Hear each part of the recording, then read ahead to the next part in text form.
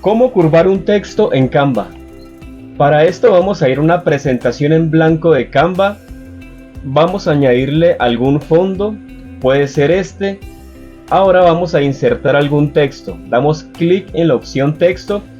Podemos seleccionar cualquiera de estas opciones. Vamos a seleccionar la que dice añadir un subtítulo. Vamos a escribir cómo añadir un texto en Canva.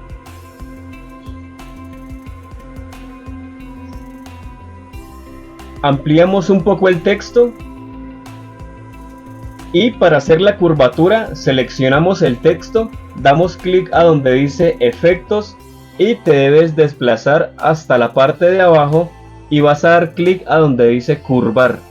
Así de sencillo, con un solo clic ya tienes el texto con la curvatura.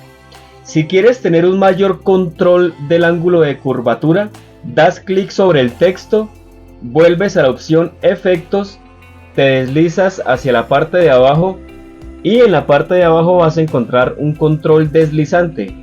Con el mouse sostenido, si lo deslizas hacia la derecha, puedes llegar incluso a tener texto en forma circular. Si lo deslizas hacia la izquierda, va cambiando el ángulo de curvatura, incluso lo puedes llevar hasta la parte de arriba.